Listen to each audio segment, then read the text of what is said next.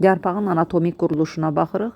Yarpaq bitkidə vegetativ orqandır və məhdud böyüyən bir orqandır və buna görə də yarpaqda kök və gövdədən fərqli olaraq birincili böyümə prosesləri müşahidə olunur. Yarpağın quruluşunda müxtəlif toxma qrupları var. Bunlar hamısı törədici toxmadan əmələ gəlib. Ümumiyyətlə, müasir təsnifat prinsipində törədici toxma, örtük toxma, əsas toxma və ötürücü toxma götürülür. Daha mexaniki ifrazat toxmalarını götürmürük. Ona görə də burada yarpağın müxtəlif hissələrində bu toxmaları müşahidə edə bilirik. Baxın, örtük toxmasını burada üst və alt epidermisi müşahidə edirik və orada görürük. Baxın, üst epidermis, alt epidermisdə bu epidermisin içərisində, üstdə də, altda da ən çox şəffaf hüceyrələr yer alır. Baxın, burada da şəkildə biz müşahidə eləyə bilərik şəffaf hüceyrələri. Görürsünüz, bunlar şəffaf hüceyrələrdir. Və bu şəffaf hüceyrələr sıx yerləşmiş, qalın divarlıdır və canlı hüceyrələrdir, işığı keçirmək üçündür. Ara sıra biz müşahidə eləyirik stomaları, yəni ağıcıq hüceyrələrini. Bir ağıcıq hüceyrəsi iki qapayıcı hüceyrədən ibarətdir. Baxın, burada da müşahidə olunur. Burada görürsünüz, iki qapayıcı hüceyrə və yaxud da iki gözətçi hüceyrə də deyə bilərik, iki qoruyucu hüceyrə də deyə bilərik. Stomu yaradıb. Və stomaların olan yerdə, yəni üst epidermisdə, alt epidermisdə də stomalar yerləşə bilər. Bunların əsas işi transpirasiyada, tənəffüsdə, fotosintezdə rol almaqdır, iş görməkdir. Və məsələ orasındadır ki, bunların yerləşən hissələrində həmin o yarpağın dəriciyinin kutikula qatı olmur. Bəs kutikula qatı nədir? Kutikula qatı, baxın, burada yazılıbdır və kutikula qatı üst epidermisi və alt epidermisi örtür. Bu, quraqlıq bitkilərində daha qalın olur. Çünki su itmə itkisinin qarşısını alır. Amma bir qədər nazik ola bilər. Mezofil bitkilərdə, hidrofit bitkilərdə nazik olur. Bunlar elə bir ki, çox da belə deyək də suyun atmasına qarşı bir uyğunlaşmaları olmadığına görə nazik formada ola bilər. Yarpağın tamamən iç hissəsini, baxın, əmələ gətirir. Əsas toxmadan əmələ gələn mezofil hissə. Mezofil hissədə iki növ əsas toxma var.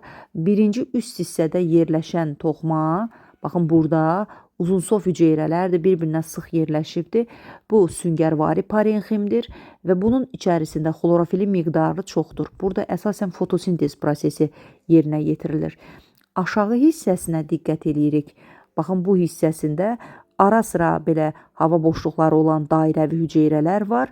Burada xlorofil var, bəli, fotosintez edir, amma ən çox burada tənəffüs prosesi icra olunur. Çünki ara sıra boşluqlarda hava miqdarı çoxdur. Deməli, sütunvari və süngərvari parenxim bir yerdə yarpağın lətini, mezofil qatını əmələ gətirə bilir. Və bundan əlavə yarpağın içərisində biz borulu lifli toxma müşahidə edirik. Baxın, borulu lifli toxma gördüyümüz bu hissədir. Buna yarpaq damarları da deyə bilərik və bu yarpaq damarlarının əsas işi su və mineral maddələrin ötürülməsində və yarpağın möhkəmliyində əsas rol oynamaqdır. İndi diqqət ediriksə, topa örtüyü hüceyrələrini müşahidə edirik burada. Baxın, bu hissədə topa örtüyü hüceyrələri var. Bunlar elə bir növ mexaniki toxma rolunu oynayır. Bu da əsas toxmadan əmələ gəlibdir. Burada əsasən kollenxim, yəni əsas toxmanın kollenxim növüdür. Onun ətrafında düzülübdür. Bir növ oradakı ksilem və flayemə dayaq verir. Bir də diqqət edirsiniz ki, yarpağın ən çoxu qalınlaşan hissələrində sklerenxima lifləri müşahidə olunur. Onlar isə bir qədər ölmüş toxmalardır. Yəni, bir qədər qalınlaşmış hissələrdə liflər əmələ gəlir.